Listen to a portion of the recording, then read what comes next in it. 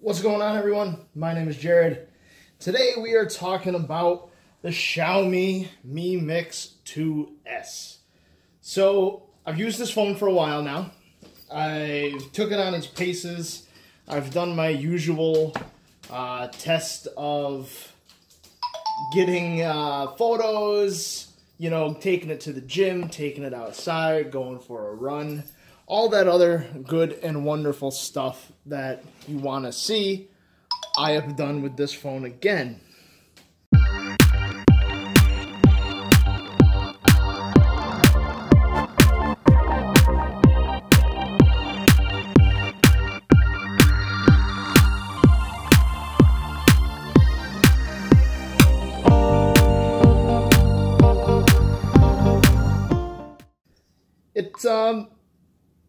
It's amazing to me now how these phones are just getting better and better and better for companies that you may or may not have heard from. So, giving you a little bit of history about this. So, Xiaomi is a company that people in the US, people in North America don't see often.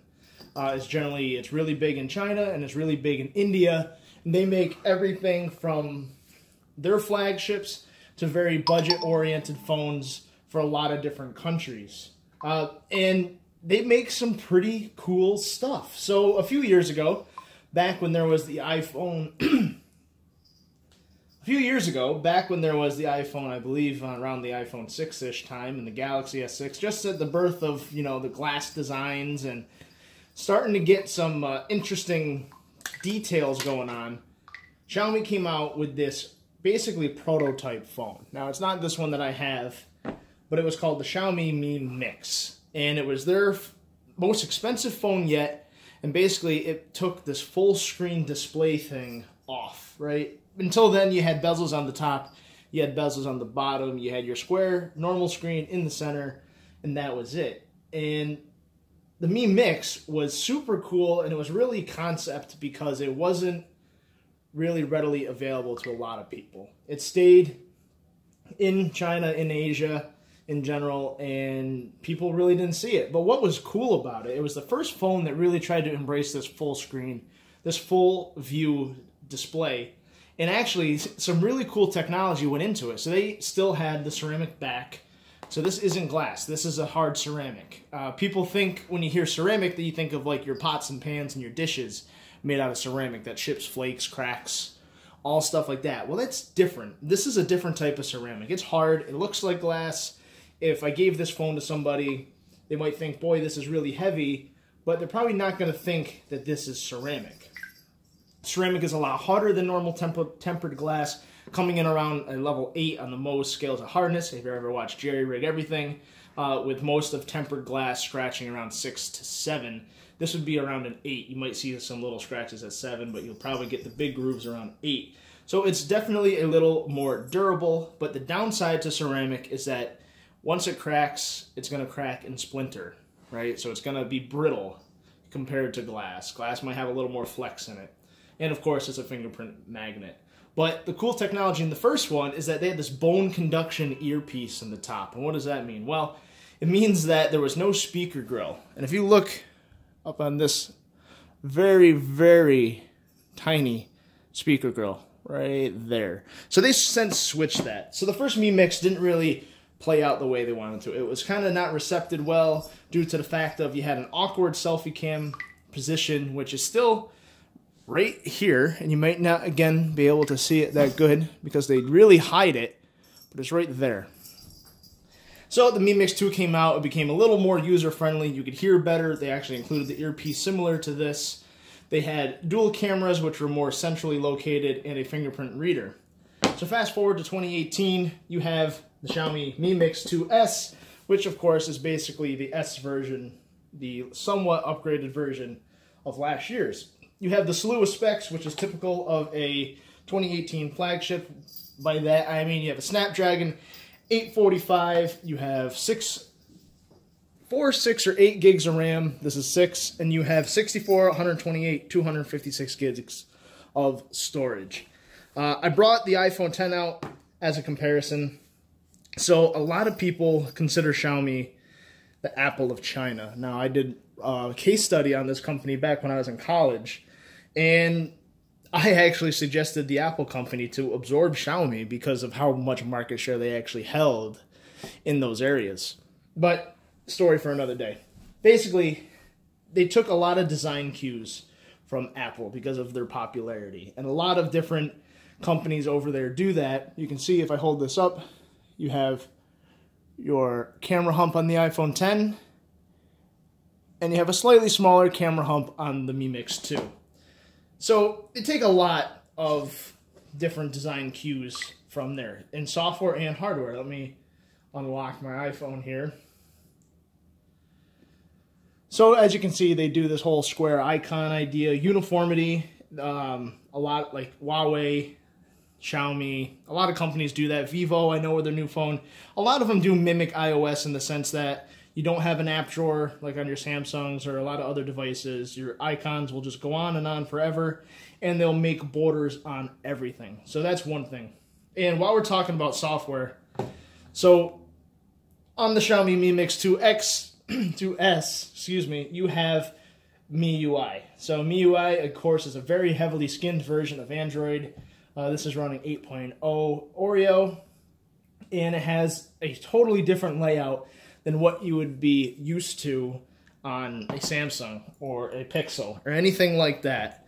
Let me bring it in just a little bit here for you. Bam, look at that zoom. So, all right, so obviously the icons look different, and you can change them with a different launcher, all the stuff you normally do. Where you see it, when your notification shade, you have the weather on top, right? And that's kind of cool, and I do like that. Your icons get kind of blocked out, or your notifications get blocked out, and all your icons are colored for your quick toggle settings. You have your display brightness, obviously, down there. You have your weather up there. There is no notch, so, you know, for people who are anti-notch, you're good to go. Outside of that, if we drag into the settings here, all the quick layout is different. So nothing is really where it usually is on an, I guess, a more US-friendly layout. A lot of the settings get buried into different categories. Your SIM cards, this is a dual SIM model. Your About phone, which is normally very much so at the bottom, is at the top. So when I was setting up this device, I had to use the search feature a lot because I didn't know where anything was. You can switch your navigation buttons. You can do full gestures support. I actually don't mind MIUI. So it did take me quite a bit to get used to, right? So there was a lot of little finicky things that I was not used to. There was a lot of things to get it working here really perfectly and flawlessly in the US that you obviously wouldn't have to do if you got, you know, an LG, or even Huawei has made it easier to get their phones functioning 100% with their international models in the US. So there was a big misconception talking about availability that the only model that was going to work in the US was the big boy, the 256 8 gig of RAM model, right? And that is incorrect. So this model is the 128 6 gig of RAM model, and it was purchased from GearBest. It came out of Hong Kong, so this is the Hong Kong International variant. If you bought the Chinese variant, the actual one from mainland China, it would be different. But, you know, if you do decide on taking a leap and buying this phone, I would absolutely double check the specific model, what bands it has. So I used it on T-Mobile. Everything worked fine, except for some very specific features like voice over LTE. I could not get to work, as well as Wi-Fi calling. So this phone does support both of those. However, a lot of people in the forums were saying, well, you got to provision it with a phone that was used before with both of those features, which I did. I plugged it into my S9 Plus. Had, you know, HD calling, voice over LTE, and Wi-Fi calling active. Immediately put it in here. It would pop up for a split second and go away. And it's not a huge deal, but take that into consideration if you do rely on those features from the day-to-day basis. So you are going to have some hiccups getting this 100% in the US. This model, I know, will work with AT&T and T-Mobile. Verizon and Sprint, probably not so much. You'll probably get some service, but you certainly won't get everything because it won't have the required bands. So there is that. So software obviously can make or break the experience. This was a learning curve. Doesn't even begin to explain the phone. Trying to learn all the different things that it can do, all different ways how you clear out your apps, your getting to your notifications, all that stuff was different, but I learned it, and it really wasn't that big of a deal once I used it for 2 or 3 days. So let's talk a little bit more just about the phone itself. So like I said, this is a full screen display. You have your selfie camera on the bottom. There is no water resistance. Dual cameras on the back, fingerprint reader where it should be, no headphone jack, and USB Type-C with a single downward firing speaker, but you do get some audio out of the top. It's not super loud, but it's certainly not the worst speaker I've heard, so there is that. It is dual SIM, so you could rock your 2 SIMs if you go out of the country or whatever. The fingerprint reader, like I showed in my first look video, amazingly fast. You can even just kind of graze your finger on it and it'll unlock. And actually, for a non, 4K screen or quad HD screen, this is a really, really nice looking panel. It has some really nice colors, some nice vibrant looks. I did notice some of the saturations were different, and I didn't really mess with display settings too much. I left it on default. But if you put this next to your Galaxy S9, your iPhone 10, even your Pixel, you're going to notice a little difference in sharpness, a little different in color, and, some subtle things like that. But one thing I haven't talked about yet, which I'm surprised I haven't, is the actual price of this device. So, the reason why this phone really surprised me is, so this is Xiaomi's most expensive phone. And everything about it screams premium, from the ceramic back to the gold accents. It includes a case, and the box and presentation is, top notch. You have everything in there that you would need besides headphones. And it only comes in at $550-something. And that's for the base model. Obviously, more storage space, things of that nature will cost more money. So this is on par with the price of the OnePlus 6. And let me tell you, I'm really surprised. This was the first Xiaomi device I've ever had, ever used, ever had the ability to get to know for a while, and I was really, really impressed. So let me show you a couple pictures I took with this phone. So this has an AI camera, just like LG's, just like Huawei's. So it has scene recognition, and what that means is it is going to adjust the colors, the focus, the exposure, everything about the photo based on what you're using. So I took a picture of this red daisy that was kind of cool. We'll get some pictures of my cat in here. So this obviously is Nala, and it came out really well. And as you can see, you can see all the little hairs, see her whiskers. The video is looking a little overexposed, but actually on the phone, it came out really nice. And I found myself using this camera a good deal when I actually was using this every day. Unfortunately, I'm not using it every day now, and I will get to that and explain why in a bit. It does have portrait mode. It does have bokeh shots. You do have a lot of different camera settings when you go into the camera app. You have the AI intelligent button on the top. Obviously, you can do video, short little clip videos, photo, portrait, square, panorama. The whole plethora of options that you normally get. When you take it into manual mode, you have your aperture, your shutter speed, your exposure, all of that good normal stuff, ISO, and lens, so you can actually see which one it uses. So it has a wide angle, and it has a telephoto. Not wide angle, that's its normal lens. It just has its normal and its zoom lens. Similar setup as the iPhone. So when you go into your camera settings, obviously it has all the normal good stuff, your burst, your fingerprint shutter, what do you want the exposure to do, how do you want it weighted, metering, frame average, all that. So you can really get detailed in there. I will be honest and say I didn't take any panoramic to see how it stitched the photos together. I guess it didn't come across that. You have your HDR settings, you have beautify mode, group selfie.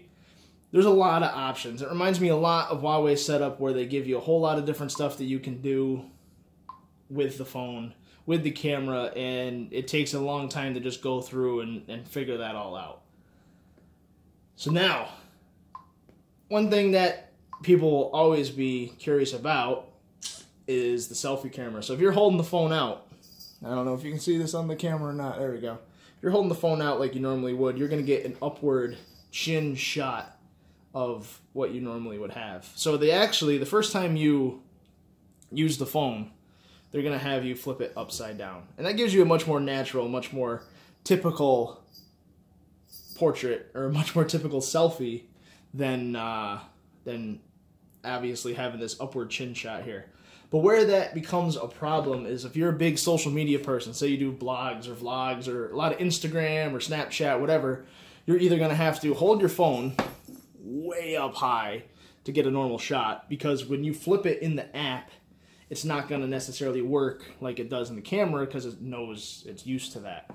So that's obviously could be a big concern, could be a big problem for a lot of people. Now, why I stopped using this phone. I'm going to come around and say it. This is probably my favorite $500 to $600 phone I've ever used. Over the OnePlus 6 even, which has a little different setup. I like it. I like it because it's different, and I like that it kind of knows where it's supposed to be. So it's definitely Xiaomi's premium device, and everything about it is thought out. Sorry about that. I had to take a call. So, why I'm not using the phone anymore. Everything about it screams premium. I think I already said that. Hold on. Xiaomi made a really premium device. Everything they did was thought out, planned. Even when you go on their stock apps. So watch, I'll show you the camera. Go to camera, you hit home. It even has, small animations after you use the app. And little things like that really can make or break an experience. But everything really worked out pretty well. Even apps like, say, Instagram. While I hit my camera around. And then you go back. It has a little shutter, or Facebook. So you see my Facebook quick. It has a little closing animation. And everything they did really looks cool. And it really worked well. But here's where I'm not using it anymore. So not being a straight US phone, I noticed a couple things. One, I can't use Xiaomi's normal messenger. So little things became apparent, being that it's not a US phone. So as I was saying, I had another call. The normal Xiaomi message would not work. Now, it would work normally for just text message to a single person, but unfortunately I have a lot of group chats, and group chats just didn't work. It would send them all as individual messages. It wouldn't group them together as a bunch. So then you have to install a third-party SMS, which hasn't really been as popular as it used to be, with a lot of brands having pretty decent SMS or using Android messages, which is my go-to.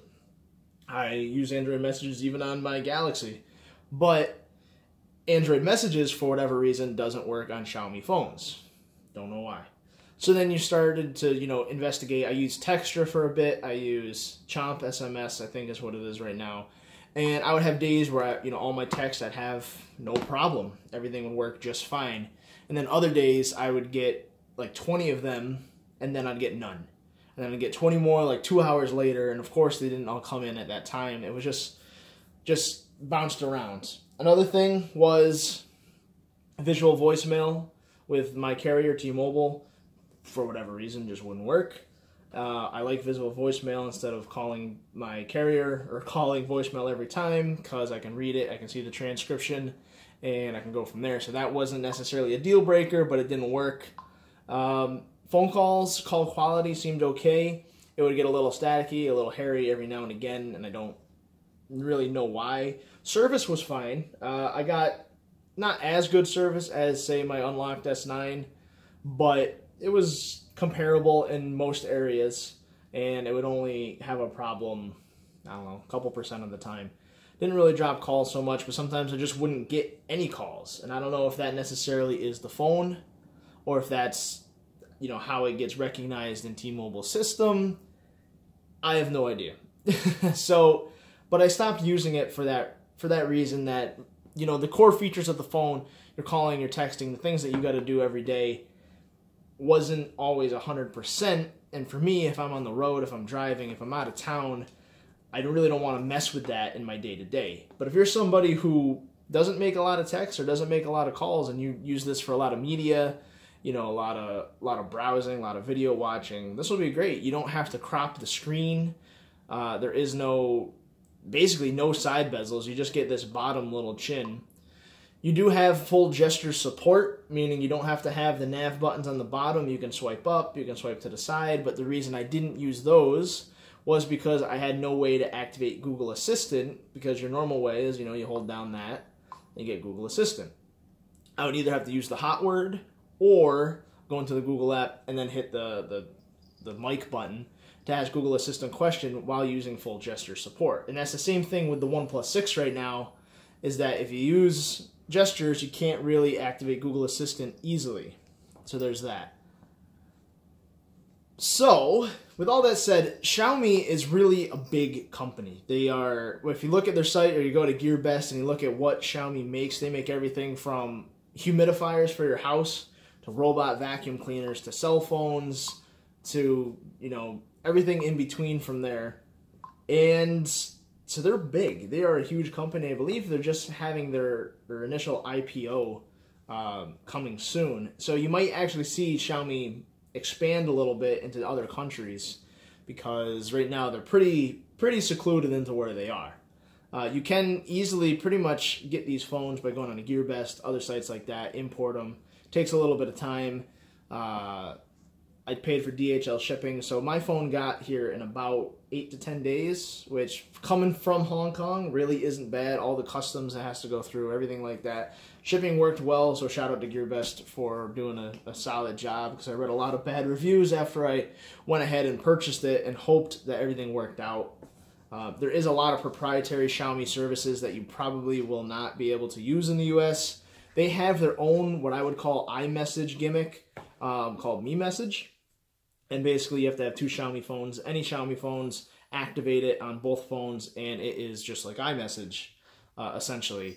But the problem with that is, for whatever reason, my SIM would not verify in this phone, not allowing me to use or test features like Mi Message and other specific things. And maybe that's why I didn't get voice over LTE, was because the SIM wasn't verifying. And I searched the forums, put in a bug report. I don't know. I don't know why it wasn't doing it. And the one last thing that I'll say that I didn't like is that even though this is Android 8.0, you have no quick settings when you hold on to your icons. You just get the move icon. But a good side of that, if you go onto your home screen, you have to swipe in together. You can select multiple apps at a time, and then hit group or uninstall, and basically batch, put them in a folder, or batch uninstall them if you have a bunch of stuff you don't want. So that's pretty cool, and it's a nice feature to have, and I wish more people did that. I know Samsung and the S9 Plus did that. And it's a nice feature to have, especially if you're, you know, restoring your phone and you're not restoring a background or your app layout. You can just select all your social stuff, hit group, bam, it's in a folder, and you don't have to drag one over, because that's just a pain in the butt sometimes. So, final verdict. I rambled for a bit. The Xiaomi Mi Mix 2S is an absolute beast. It is, you know, on par with every flagship phone right now in 2018. It has all the good specs. The camera, I think, for a $500 phone is absolutely amazing. It's not Pixel 2 XL quality, but there is some amazing potential in this camera setup. And I know Xiaomi just released their Mi 8, their Mi 8 Explorer Edition phones, which I think utilize a very, very similar setup as this phone does. I think the camera is great. The software experience definitely takes a lot to learn. It's definitely different, and it's certainly not like anything people are used to. It wasn't like anything I was used to. With my closest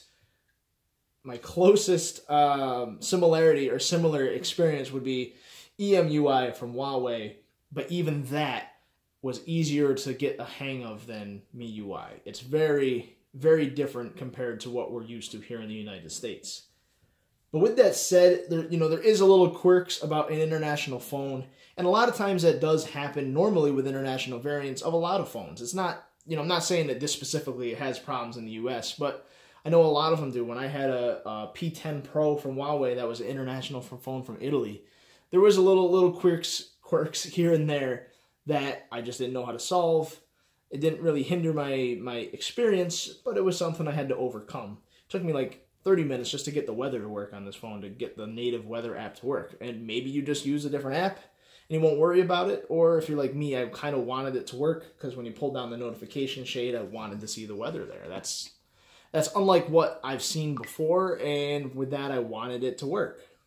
So if you're looking for something different, if you're looking to kind of make a statement, I guess, with your smartphone choice, this could certainly be a win for you. It's not that expensive compared to a lot of other phones featuring this setup. It's obviously in the land of the notch. This does not have one. It has what I would call one of the best 1080 screens out there. I even like it more so than OnePlus's 1080, and that is a great screen in and of itself. It feels super premium. They give you a case with it, so that's pretty nice. It even has its designed by Xiaomi in the back, so you get that little bleed through that you can see. It comes in white and black. I got the white. No, I didn't. I got the black. I got the black because I thought it looked more modern, looked more seamless with the camera. Because if not, if you have the white one, it looks really cool too. And the back isn't as fingerprinty, but you clearly see a black dot where your selfie camera is, and this kind of hid it very nicely. So if you're looking for something real different, and you're looking to be different than, I guess, all the other manufacturers out there, and you want to do something that is unlike what people have seen, Xiaomi Mi Mix could certainly be the phone for you. There's no waterproofing, no headphone jack. It has a great camera experience. It has a great screen and pretty decent battery life. As far as performance-wise, you're not going to see any problems here. It is running with 6 gigs of RAM. It has the usual setup, 845, Adreno 630, the whole 9 yards, just like normal. It has wireless charging. I forgot to mention, it has wireless charging with the ceramic back, so that's really nice. And also has quick charge via the cable. So there is that as well. So you get some unique features that OnePlus does not offer, which I would say is certainly the most direct competition to this phone in this price range, in its feature set. So this phone is an absolute monster in benchmarks and specs, runs games great. Speaker could certainly be better, and the camera is great at the price point, absolutely blown away compared to a lot of the other phones that I've seen. I would absolutely put this in my camera comparison with all the big dogs, the iPhone, the S9 Plus, the Pixel, Huawei. It's certainly up there. They're doing some cool things with AI, just like a lot of companies are now. So, with that said, Xiaomi Mi Mix 2S, it's got to be one of my favorite phones, just for sheer coolness factor. And lastly, I'll just say this phone was on Black Mirror, the show on Netflix, for like a very futuristic show. And I think this is just, again, another stepping stone, becoming a completely bezel-less smartphone design. We're almost there. It is so close. So it is certainly going to happen eventually. With that said, I am Jared. I am from TechWorks, and I will see you all in the next video.